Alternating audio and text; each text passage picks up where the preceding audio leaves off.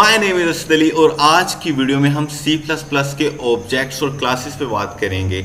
I know ये हमारे WordPress के कोर्स का हिस्सा तो नहीं है, लेकिन मेरे यूनिवर्सिटी फेलोज की रिक्वेस्ट पे मैं ये वीडियो बना रहा हूँ। तो चलिए सबसे पहले देखते हैं कि C++ में क्लासेस और ऑब्जेक्ट्स क्या हैं। फिर हम जाएंगे अपने कोड में और क्लास क्रिएट करेंगे और ऑब्जेक्ट्स क्रिएट करेंगे और उनके साथ वर्किंग करेंगे। तो चलिए स्टार्ट करते हैं। तो सबसे पहले हम देखेंगे कि हम इस लेसन में, इस लेक्चर में हम कौन कौन सी चीज़ को देखेंगे। तो सबसे पहले व्हाट इज़ ऊप। ये हर लेक्चर में कह रहे हैं ना यूनिवर्सिटी वाले, हर लेक्चर में कह रहे हैं कि जी अभी हम ऑब्जेक्ट ओरिएंटेड प्रोग्रामिंग नहीं पढ़ रहे हैं, ये तो भी आप क्लासेस ऑब्जेक्ट्स पढ़ रहे हो। तो भाई वो ऐसी कोई बात नहीं है। एक्चुअली ऊप है क्या? Object oriented programming. और जब हम अभी क्लासेस और ऑब्जेक्ट्स पढ़ने लगे हैं तो ये भी ऊप का पार्ट है। मे बी कि ये कंप्लीट नहीं है, इसके अंदर और कॉन्सेप्ट्स हैं जो अभी नहीं वो करवा रहे, लेकिन वो ये आई थिंक वो आपको डराना नहीं चाह रहे कि हम ऊप पढ़े हैं कि शायद बच्चे डर ना जाएं। तो चलिए हम देखते हैं कि ये ऊप क्या है। सबसे पहले हम ये देखेंगे, उसके बाद देखेंगे हम ये ऊप क्यों, ये स्ट्रक्चर्ड हम जो सी में कर रहे थे, हम स्ट्रक्चर्ड प्रोग्रामिंग कर सकते हैं, लेकिन ऊप की क्या ज़रूरत, क्यों। उसके बाद क्लास मेंबर्स वो वगैरह, फिर आगे हम क्लासेस में चले जाएंगे, फिर क्लास मेंबर्स क्या होते हैं, फिर उसके बाद आगे मॉडिफायर्स क्या होते हैं, ये फिर अगली डिस्कशन है। तो सबसे पहले मैं आपको ये बता दूं, ऊप है ऑब्जेक्ट ओरिएंटेड प्रोग्रामिंग। मतलब कि ये ऐसी प्रोग्रामिंग है जो ऑब्जेक्ट्स पे बेस्ड करती है। जैसे आपके इर्द गिर्द कोई भी चीज़ जिसके कुछ एट्रीब्यूट्स हैं और वो कुछ फंक्शन करती है, वो ऑब्जेक्ट है। आपके इर्द गिर्द कोई भी चीज़ कोई भी चीज़ है जिसके कुछ एट्रीब्यूट्स हैं और वो कुछ फंक्शन करती है, वो ऑब्जेक्ट है। जैसे एक बिल्ली के कुछ एट्रीब्यूट हैं, जैसे कि उसका कलर, उसकी आइज़ हैं, उसका नाक है, उसकी टांगें हैं, ये उसके एट्रीब्यूट्स हैं। अब वो उसकी फंक्शनैलिटी की बात करते हैं। वो फंक्शंस कौन कौन से परफॉर्म करते हैं। वो खा सकती है, इट्स अ फंक्शन, और वो चल सकती है और वो दौड़ती है, ये उसके फंक्शंस हैं। ठीक है, तो ये क्लासेस बेस्ड करती है। क्लास के अंदर ऑब्जेक्ट्स होते हैं। एक क्लासेस एक्चुअली क्या होते हैं, क्लासेस ऑब्जेक्ट्स के लिए टेम्पलेट होते हैं। क्लासेस ऑब्जेक्ट्स के लिए टेम्पलेट होते हैं और ऑब्जेक्ट्स क्या होते हैं, उन क्लासेस के इंस्टेंसेस होते हैं। जैसे कि मैं आपको बताता हूँ, कोई भी जानवर है, हम उसकी एक जनरल क्लास क्रिएट कर सकते हैं कि जैसे बिल्ली, घोड़ा, कुत्ता, और इसी तरह। अब ये सारे क्या है, बिल्ली जानवर है, घोड़ा जानवर है, कुत्ता जानवर है। ठीक है, अब हम क्या कर सकते हैं कि इनकी हम एक जनरल क्लास हम डिफ़ाइन कर सकते हैं। इन सब की एक जनरल क्लास डिफ़ाइन कर सकते हैं जिसको हम नाम दे सकते हैं एनिमल। फिर हम उसमें देखेंगे कि वो ऐसी कौन से एट्रीब्यूट्स हैं जो हर एनिमल में, जो हर एक जानवर में जो एक जैसे होते हैं। फिर हम वो उसमें लिख लेते हैं। फिर उसके बाद हम अपनी जो दूसरे एनिमल्स हैं उनकी क्लासेस डिफ़ाइन करके उनमें उस ऐसे एट्रीब्यूट्स रख लेते हैं जैसे जो उनके खास एट्रीब्यूट्स हैं। तो हमें इस सब का फ़ायदा क्या होता है, ये जो हम ऑब्जेक्ट्स क्रिएट कर रहे हैं और ऑब्जेक्ट ओरिएंटेड ऑब्जेक्ट्स की बेस पे हम प्रोग्रामिंग कर रहे हैं, इसका हमें फ़ायदा क्या होता है।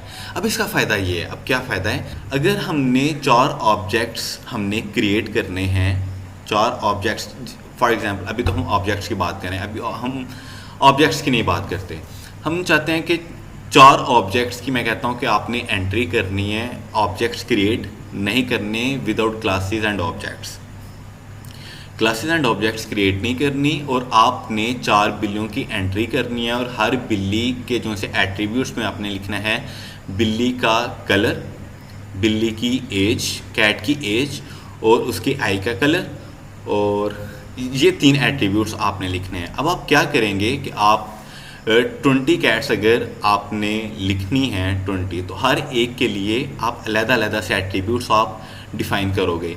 Cat 1 colour, cat 2 colour, cat 3 colour, cat 20 colour. ठीक है, cat 1 eye colour, cat 2 eye colour, cat 3 eye colour.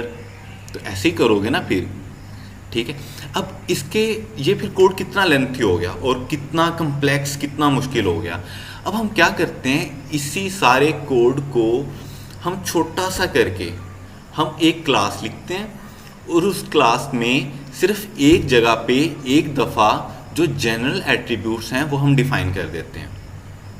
हमने कह दिया कि हमने जो हमारे पास जो कैट है उसकी, या जो एनिमल है उसके कुछ एट्रीब्यूट्स जो होंगे वो किसी एनिमल की एज हो सकती है, उस एनिमल का कलर हो सकता है, उसका आई कलर हो सकता है, और उसके कुछ और इस तरह के एट्रीब्यूट्स भी हो सकते हैं।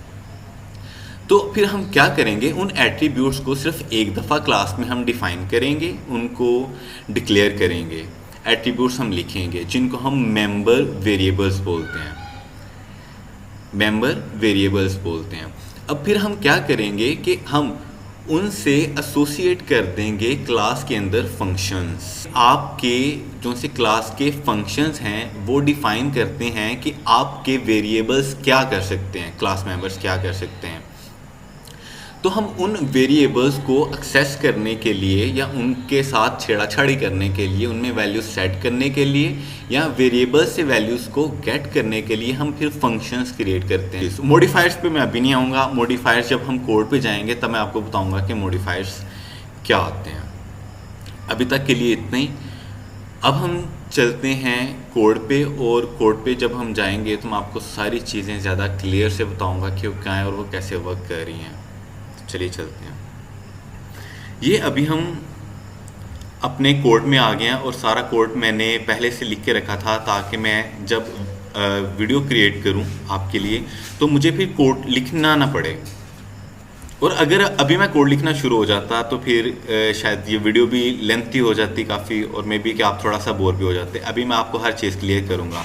अभी क्लास क्रिएट करने के लिए, जब हम क्लास क्रिएट करते हैं तो उसके लिए हमारे पास कीवर्ड है क्लास का। क्लास कीवर्ड से हम कोई भी क्लास क्रिएट कर सकते हैं। जैसे कि हमने इधर क्लास क्रिएट की हुई है कार की, और उसके अंदर मैंने कुछ एट्रीब्यूट्स ये डिफाइन किए हुए हैं।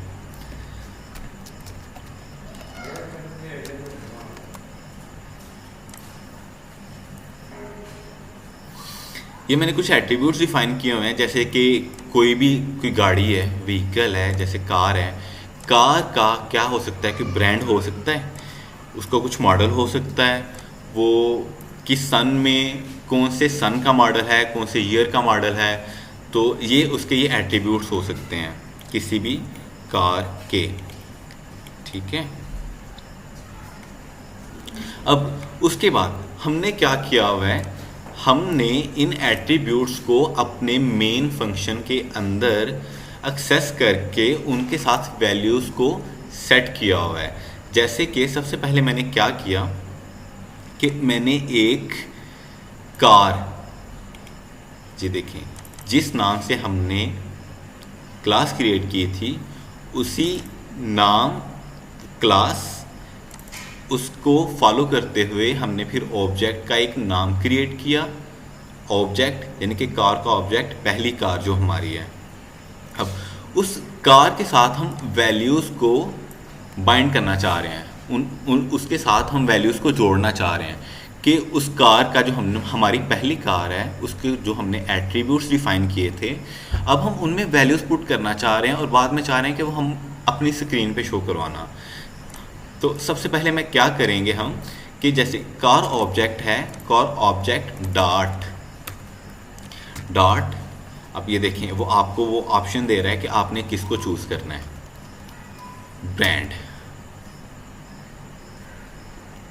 अब ये एक्चुअली ये कार हमारी जो है, जो हमने क्लास क्रिएट किया है, वो हमारी डिफाइंड डेटा टाइप है।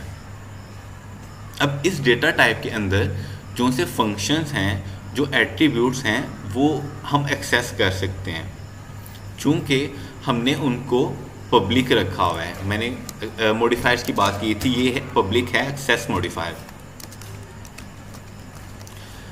पब्लिक के अलावा और भी मॉडिफायर्स हैं, लेकिन मैं उनकी बाद में बात करूंगा, मैं उनकी अभी बात नहीं करूंगा। तो अच्छा, पब्लिक मॉडिफायर का क्या काम है? अच्छा, पब्लिक मॉडिफायर जब आप किसी एट्रीब्यूट्स को पब्लिक कर देते हैं या मेथड्स को पब्लिक कर देते हैं, तो वो आपके पूरे प्रोग्राम में कहीं पे भी कोई भी क्लास मेन में आप कहीं पे भी उसको एक्सेस कर सकते हो। ठीक है, अभी जैसे कि हमने इनको पब्लिक किया हुआ है और हम उनको इजीली एक्सेस कर पा रहे हैं किस तरह, मेन में। देखिए अब मैं ये ब्रांड है टाइप स्ट्रिंग, मॉडल है टाइप स्ट्रिंग, ईयर है टाइप इंट। तो हम इसमें स्ट्रिंग पास की, हमने वैल्यू असाइन की मॉडल को भी स्ट्रिंग की, और ईयर को हमने एक इंट वैल्यू हमने असाइन की है। उसके बाद हमने एक और ऑब्जेक्ट क्रिएट किया है, हमने उसको कहा है कि ये हमारा दूसरा ऑब्जेक्ट है कार का, और उसके अंदर हमने फिर से वैल्यूज़ को असाइन कर दिया है वैसे ही। उसके बाद हमने सिर्फ क्या किया, उन वैल्यूज़ को प्रिंट कर दिया है, उन सी आउट कर दिया हमने, उन वैल्यूज़ को सी आउट कर दिया है। जब हम अपना ये प्रोग्राम रन करेंगे तो ये कुछ ऐसा दिखेगा।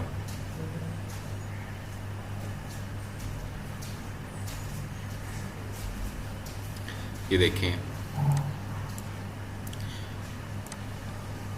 ये होंडा क्या था, उसका ब्रांड सिविक, मॉडल ईयर 2017। उसी तरह से ये टोयोटा का। इसको मैं क्लोज करता हूँ। ये था मेरा एक्चुअली में फर्स्ट पार्ट, जो बेसिक्स हैं और काफ़ी बेसिक्स हैं। अब इसके अलावा जो हम इससे भी ज़्यादा प्रोफेशनली और ज़्यादा अच्छे तरीके से काम कर सकते हैं, वो है कि हम ऑब्जेक्ट्स को, ये बुरा तरीका है, ऑब्जेक्ट्स को आप मेंबर वेरिएबल्स को पब्लिक कर दो ताकि वो हर जगह वो शो हों और आप उनको कहीं से भी एक्सेस कर दो। ये it's a bad programming practice.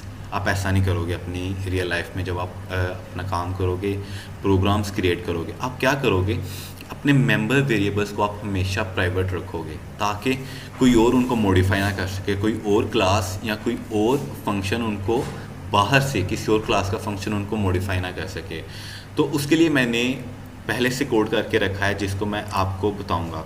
अब पहली एग्जांपल में मेरे ये जो हमने रखे थे क्लास मेंबर्स से, वो हमारे पास थे पब्लिक, इसमें हमने रखे हैं प्राइवेट। मतलब कि जब तक हम मेन को खुद एक्सेस नहीं देंगे, मेन एक्सेस इन वेरिएबल्स को नहीं कर सकता। जैसे कि इधर हमने इनको एक्सेस कर लिया था इजीली, हमने सिर्फ डाट ऑपरेटर के साथ उस जो सा मेंबर वेरिएबल है उसमें हमने वैल्यू असाइन कर दी। लेकिन जब हमने प्राइवेट कर दिया है तो कोई और क्लास या मेन किसी सूरत में भी इन वेरिएबल्स को एक्सेस नहीं कर सकती। तो सवाल ये पैदा होता है कि हम इनमें वैल्यूज़ पुट कैसे करेंगे और इनसे वैल्यू गेट कैसे करेंगे। तो फिर इसके लिए हम क्रिएट करते हैं गेट और सेट के फंक्शंस। गेटर और सेटर हम इनके लिए क्रिएट करते हैं। जो सेटर फंक्शंस होते हैं वो इन वेरिएबल्स में वैल्यू को सेट करते हैं, और जो गेटर फंक्शंस होते हैं वो इन वेरिएबल्स में वैल्यूज़ को इन वेरिएबल्स से वैल्यूज़ को गेट करते हैं। तो इसके साथ साथ जो चीज़ मैं आपको पिछले एग्जाम्पल में नहीं बताई थी, जो मैं अभी बताना चाह रहा था, चूँकि मैं चाह रहा था कि वो मैं जो सी नेक्स्ट टॉपिक है, मतलब कि ये टॉपिक है जो एडवांस मैं आपको एग्जांपल दूंगा, उसमें मैं आपको बताऊं। आप जितनी दफ़ा ऑब्जेक्ट क्रिएट करते हो उसके साथ एक कंस्ट्रक्टर कॉल होता है। वो अगर आप नहीं भी क्रिएट करते हो तो वो C++ खुद से एक डिफ़ॉल्ट कंस्ट्रक्टर क्रिएट करेगा और वो साथ एग्जीक्यूट होगा। जैसे कि मैंने इधर पिछले एग्जांपल में मैंने कंस्ट्रक्टर नहीं क्रिएट नहीं किया था, लेकिन C++ ने क्या किया, C++ ने खुद से एक कंस्ट्रक्टर कॉल किया और उसको साथ एग्जीक्यूट करवाया। लेकिन इस एग्जांपल में मैंने क्या किया है कि मैंने एक कंस्ट्रक्टर क्रिएट किया है और उसमें मैंने वैल्यू रख दी है कि मैंने उसको शो करवाया है, सी आउट करवाया है कि कार ऑब्जेक्ट इज़ क्रिएटेड। अब जितनी दफ़ा हमारा ऑब्जेक्ट क्रिएट होगा या जितने ऑब्जेक्ट्स क्रिएट होंगे वो हर दफ़ा ये हमें कहेगा कि कार ऑब्जेक्ट इज़ क्रिएटेड। हालांकि हमने हमारा जो कंस्ट्रक्टर है, इस कंस्ट्रक्टर को हम कॉल नहीं करेंगे, लेकिन ये खुद ब खुद कॉल होगा। हमने हम इस कंस्ट्रक्टर को कॉल नहीं करेंगे, लेकिन ये खुद ब खुद ये कंस्ट्रक्टर एग्जीक्यूट होता है जब जब हम कोई ऑब्जेक्ट क्रिएट करते हैं। मतलब कि अगर आप ऑब्जेक्ट की क्रिएशन के दौरान, जब आप ऑब्जेक्ट क्रिएट करते हो उस दौरान अगर आप ऑब्जेक्ट के साथ कोई काम करना चाहते हो, उसको कोई डिफ़ॉल्ट वैल्यू असाइन करना चाहते हो या उसमें कोई वैल्यूज़ असाइन करना चाहते हो, उसको इनिशियलाइज करना चाहते हो, तो आप कंस्ट्रक्टर्स के थ्रू कर सकते हो। जैसे कि ये कंस्ट्रक्टर ये कोई पैरामीटर नहीं ले रहा और ये डिफ़ॉल्ट कंस्ट्रक्टर है, आप इन कंस्ट्रक्टर्स को आप ओवरलोड भी कर सकते हो। ओवरलोडिंग अभी हमारा टॉपिक नहीं है, अब जब हम आगे जाएंगे तो मैं आपको फंक्शन ओवरलोडिंग भी बताऊंगा और कंस्ट्रक्टर ओवरलोडिंग भी बताऊंगा। फ़िलहाल जब भी एक ऑब्जेक्ट क्रिएट होगा उसके साथ डिफ़ॉल्ट कंस्ट्रक्टर भी एग्जीक्यूट होगा। आप देखेंगे कि हम कहीं पे भी ये कंस्ट्रक्टर को कॉल नहीं करेंगे, लेकिन फिर भी ये हमारा सी आउट स्क्रीन पे शो होगा कार ऑब्जेक्ट इज़ क्रिएटेड जब जब हम कोई ऑब्जेक्ट क्रिएट करेंगे। फिर उसके बाद ये मेरे पास 3 मेंबर वेरिएबल्स हैं, फिर मैंने उन 3 मेंबर वेरिएबल्स के मैंने एक सेटर फंक्शन बनाया है और एक गेटर फंक्शन बनाया है। अब ये काम कैसे करता है? सेटर फंक्शन में मैंने सिर्फ करनी है वैल्यू सेट और उसके लिए मुझे रिटर्न टाइप नहीं चाहिए। मैंने कहा है कि रिटर्न टाइप मुझे कुछ नहीं चाहिए, वो वाइड है, और सेट ब्रांड, उसका जो ब्रांड था उसको सेट करना है। उसके लिए मैंने एक नाम खुद से सोचा, आप कुछ भी रख सकते हो, ये आपकी मर्ज़ी है, लेकिन अपनी आसानी के लिए मैंने सेट ब्रांड रखा और ये काफ़ी आसान है समझने के लिए भी।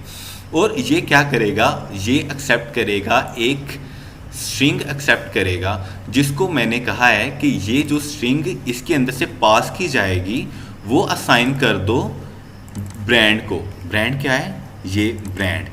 और कोई तरीका तो है नहीं है इन वेरिएबल्स को एक्सेस करने का मेन में, तो फिर मैंने इनको पब्लिक किया हुआ है। देखें, मैंने इनको पब्लिक किया हुआ है।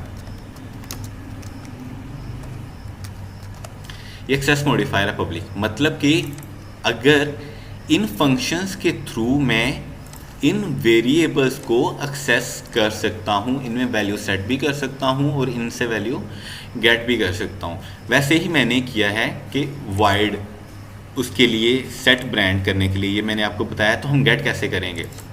अब जो गेट फंक्शन है वो कुछ वैल्यू रिटर्न करेगा जिसको हम बाद में इस्तेमाल करेंगे। हम सी आउट करवाएंगे, किसी और को किसी और वेरिएबल में असाइन करवानी होगी, हम उसको असाइन स्टोर करवा देंगे, तो वो बाद की यूज़र है। लेकिन अभी हम क्या करेंगे, एक return type string get brand. ये हमारा मकसद क्या है कि हम ब्रांड को हम गेट करेंगे, तो मैं सिर्फ रिटर्न ब्रांड, ये रिटर्न कर देगा ब्रांड। अब मैं फिर ये जो रिटर्न करेगा स्ट्रिंग, अब उसको मैं जिधर मर्जी असाइन करूँ, सी आउट करवा दूँ या उसका मैं जो मर्जी करूँ। यही कॉन्सेप्ट है जो मैंने दूसरे मेंबर्स के लिए गेटर और सेटर फंक्शंस के लिए मैंने इस्तेमाल किया है। अब उसके बाद हम आ जाते हैं इंट में, हम मेन के अंदर हम आ जाते हैं। मेन के अंदर आके मैंने एक ऑब्जेक्ट क्रिएट किया।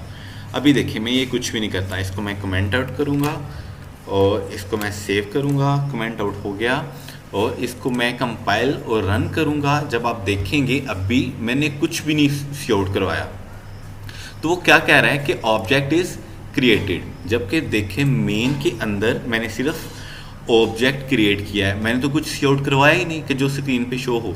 तो पता क्या चला कि जब मैंने कार का इस क्लास का ऑब्जेक्ट क्रिएट किया तो उसके साथ कॉल हुआ कंस्ट्रक्टर, जिसको हमने एग्जीक्यूट नहीं करवाया था।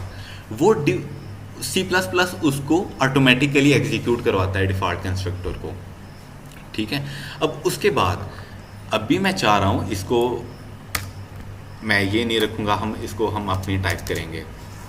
अब मैं चाहता हूँ कि जो हमने एक ऑब्जेक्ट क्रिएट किया है उसके अंदर हम वैल्यूज़ असाइन करें। अच्छा, जो सी लास्ट एग्जांपल थी उसमें हमने क्या किया था कि डायरेक्ट हमने मेंबर वेरिएबल को कॉल किया था और उसमें हमने वैल्यू असाइन कर दी थी। लेकिन इसमें हम देखते हैं भला हमें उसकी एक्सेस है कि नहीं। तो हमारे पास है कार obj1 डॉट। अभी देखें इसके अंदर हमें किस चीज़ की एक्सेस है, कंस्ट्रक्टर की एक्सेस है, और उसके अंदर हमें ये सिर्फ get brand, get model, get year set brand, set model, set year. अभी आप मुझे बताओ कि क्या करना चाहते हो। मैं चाहता हूँ कि मैं इसका ना सबसे पहले ब्रांड को सेट कर दूँ, तो ये सेट ब्रांड फंक्शन मैं कहूँगा कि मैं सेट करना चाह रहा हूँ। उसके बाद ही हमें कह रहे हैं, देखें ये पब्लिक फंक्शन था हमारा, और क्या कर रहा है, सेट ब्रांड करने के लिए आपने एक पास करनी है स्ट्रिंग पास करनी है। तो मैं इसे स्ट्रिंग पास करूँगा। मैं कहता हूँ कि जो सी हमारी पहली कार है वो है होंडा, ठीक है।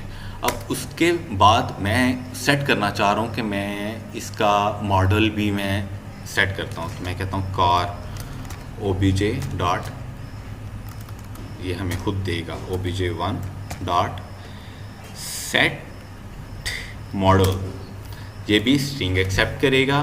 मैं कहता हूँ कि ये सिविक मॉडल है भाई इसका, और उसके बाद मैं ईयर भी कह देता हूँ कि ये जब ली थी तो कब ली थी, ये इंट वैल्यू है तो ये हम स्ट्रिंग में नहीं देंगे, ये हमने ली थी 2018 में, ये हमने ली, ये हमने वैल्यूज़ को सेट कर दिया। अब हम इनको गेट कैसे करेंगे। अब हर वैल्यू को मैंने क्या कहा था, जो गेट फंक्शंस जो हमने क्रिएट किए थे हमने उनको इस तरह से क्रिएट किया कि वो कुछ रिटर्न करेंगे। अब वो जो रिटर्न करेंगे हम उनको कहीं पे भी यूज़ कर सकते हैं। मैं चाहता हूँ कि वो जो रिटर्न करें मैं उनको सी आउट कर दूँ, उनको मैं सी आउट कर दूँ। अब मैं सी आउट करना चाह रहा हूँ कि कार obj1 डॉट, अब मैं गेट करना चाह रहा हूँ ब्रांड को, और इसी तरह मैं इसको कॉपी करूँगा। ये मैंने कॉपी किया, ये मैंने पेस्ट किया, और इसके बाद मैं गेट करूँगा किसको, मॉडल को, और उसके बाद मैं गेट करूँगा ईयर को। ये मैंने सेव किया, और अब आप जब आप इसको कंपाइल और रन करेंगे तो आप देखेंगे कि सबसे पहले आपको ब्रांड स्क्रीन पे शो होगा। सबसे पहले आएगा कि आपने एक ऑब्जेक्ट क्रिएट कर लिया है, सबसे पहले जो एग्जीक्यूट होगा जब हमने ऑब्जेक्ट को क्रिएट किया था। उसके बाद जो आप सी आउट करवा रहे हैं वो आपके शो होंगे। अभी मैं इसको कमेंट आउट करता हूँ, इस सबको मैंने कमेंट आउट किया, सेव किया, इसको मैं रन और कंपाइल करता हूँ, फिर देखते हैं कि हमारे पास क्या आता है। सिर्फ आ रहा है कि ऑब्जेक्ट इज़ क्रिएटेड। अब मैं इसको क्लोज़ करता हूँ, इसको कमेंट आउट करूँगा जो अभी हमने कमेंट किया था, सेव करूँगा, और अभी हम सी आउट क्या करवा रहे हैं, ब्रांड, गाड़ी का ब्रांड, कार का, इस ऑब्जेक्ट का ब्रांड, इसका मॉडल, इसका ईयर। तो मैं इसको कंपाइल करूँगा, रन करूँगा, तो अभी देखते हैं कि हमारे पास क्या आता है। अभी ये देखें हमारे पास उस गाड़ी का, ये देखें उस गाड़ी का हमारे पास ये मॉडल आ रहा है, ये हमारे पास सॉरी ये ब्रांड आ रहा है, ये मॉडल और ये ईयर। अब आप इसकी मैनिपुलेशन कर सकते हो कि डाटा को कैसे शो करवाना है, कितना खूबसूरत करके शो करवाना है और कैसे शो करवाना है, ये आप खुद कर सकते हो। और अगर आप इसको इधर ही करना चाह रहे हो तो मैं इसको प्यारा कर देता हूँ अभी, लेकिन ये हमारा आज का काम नहीं है।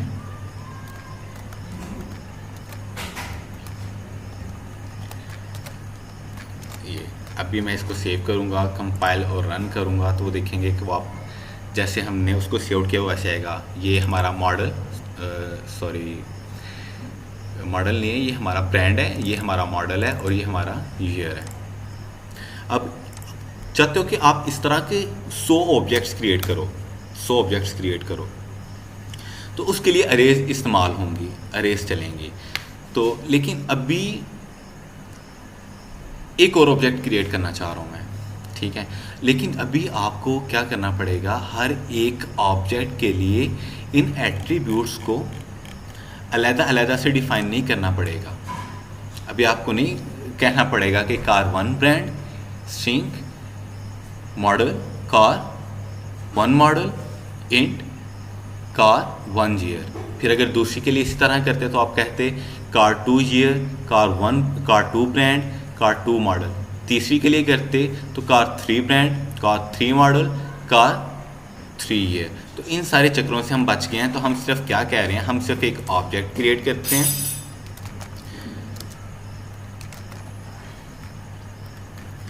ये ऑब्जेक्ट हमने क्रिएट किया और इसको हम सेव करेंगे। अब वो फिर से हमने ऑब्जेक्ट क्रिएट किया तो वो इस सारे सी आउट के बाद हमें एक और स्टेटमेंट कहेगा कि एन ऑब्जेक्ट इज़ क्रिएटेड। तो देखते हैं भला कहता है कि नहीं, क्या होता है देख लें। ये हमारा ऑब्जेक्ट क्रिएट हुआ था, ये हमने सी आउट करवाया। अब हमने फिर ऑब्जेक्ट क्रिएट किया तो उसने कहा कि ऑब्जेक्ट इज़ क्रिएटेड। ये क्यों आया, क्योंकि हमने डिफ़ॉल्ट कंस्ट्रक्टर में उसको इंस्ट्रक्शन दिया है कि जब जब तुम ऑब्जेक्ट को क्रिएट करो तो हमें पता चलना चाहिए कि ऑब्जेक्ट क्रिएट हुआ है, हमने सी आउट करवाया हुआ है। तो इसलिए मैंने सी आउट करवाया ताकि आपको पता चले कि आप उसको कॉल नहीं कर रहे हो तो फिर भी आपका डिफ़ॉल्ट कंस्ट्रक्टर कॉल हो रहा है, ऑटोमेटिकली कॉल हो रहा है। फिर इसके बाद साथ आप क्या करोगे, car2 डॉट सेट ब्रांड, ये आप कहते हो कि ये टोयोटा है, ठीक है। उसके बाद आप कर लोगे सी आउट, इसे करोगे car2 डॉट गेट ब्रांड, ये सेव, और ये टोयोटा हमारे पास आ गया। तो ये सारा कॉन्सेप्ट है क्लासेस का और ऑब्जेक्ट्स का। हम क्लासेस क्रिएट करते हैं और जो क्लासेस होती हैं वो ऑब्जेक्ट्स के लिए टेम्पलेट होते हैं, और जो ऑब्जेक्ट होता है वो एक क्लास का इंस्टेंस होता है, ठीक है। अब हम इस क्लास से हम जितने चाहें हम ऑब्जेक्ट्स को क्रिएट कर सकते हैं जो ये प्रॉपर्टीज़ या एट्रीब्यूट्स को होल्ड करते होंगे। और अगर आपने एक से ज़्यादा, जैसे कि व्हीकल्स हैं, जैसे कि आप सिर्फ कार्स पे बात नहीं करना चाह रहे हो, आप चाह रहे हो बसेस की बात करना, कार्स की बात करना, ट्रक्स की बात करना, तो आप इन सब के लिए एक जनरल क्लास आप देखोगे। जैसे कि आप कहते हो गाड़ी, व्हीकल में फिर आप जो इन सभी व्हीकल्स में जो कॉमन एट्रीब्यूट्स होते हैं आप वो उनको निकालोगे, उनको निकाल के आप अपनी जो सी जनरल क्लास है उसमें पुट करोगे और बाकी क्लासेस उससे एक्सटेंड करोगे। ये ज़्यादा एडवांस आगे टॉपिक्स हैं, जैसे जैसे आप आगे जाएंगे ये भी बताऊंगा, लेकिन फ़िलहाल के लिए इतना ही। क्लासेस एंड ऑब्जेक्ट्स, इसे हम आप जितने चाहेंगे क्लासेस क्रिएट करें, ऑब्जेक्ट्स क्रिएट करेंगे और हम इन्हीं गेट सेट फंक्शंस के थ्रू हम इनमें वैल्यू सेट भी कर सकते हैं और गेट भी कर सकते हैं। और आप देखेंगे कि किसी भी ऑब्जेक्ट की वैल्यू दूसरे से क्लैश नहीं कर रही है। हर एक ऑब्जेक्ट की अपनी वैल्यू है, हर एक ऑब्जेक्ट अपना डाटा होल्ड करता है। हर ऑब्जेक्ट जब ऑब्जेक्ट क्रिएट होता है तो वो मेमोरी में अपने लिए जगह बना लेता है। जब ऑब्जेक्ट क्रिएट होता है तो वो मेमोरी में अपने लिए जगह, अपने वेरिएबल्स की जगह वो रिजर्व कर लेता है। तो हर वेरिएबल, जितने आप ऑब्जेक्ट्स क्रिएट करेंगे वो हर अपने मेमोरी में जो ऑब्जेक्ट्स उन्होंने स्पेस अपनी रखी होगी, मेमोरी उन्होंने रिजर्व की होगी, उसी में से डाटा आपका जो स्टोर होगा उधर से ही आपका डाटा आप रिट्रीव करोगे और कोई क्लैश नहीं आएगा। इतना अगर आपको ये समझ आ गया है तो ठीक है। अगर आपको किसी चीज़ की नहीं समझ लगी है तो आप कमेंट सेक्शन में कमेंट कर सकते हैं और पूछ सकते हैं। मैं इंशाल्लाह जो आप पूछेंगे उस पर कोशिश करूँगा वीडियो बना लूँ, और अगर नहीं तो मैं किसी ना किसी तरीके से मैं आपको गाइड कर दूँगा उधर ही। Thank you so much video देखने का। अगर आपको ये वीडियो अच्छी लगी है तो लाइक कर दो, सब्सक्राइब कर दो और शेयर भी करो यार अपने दोस्तों के साथ। तो मिलते हैं अगली वीडियो में, तब तक के लिए अल्लाह हाफिज़।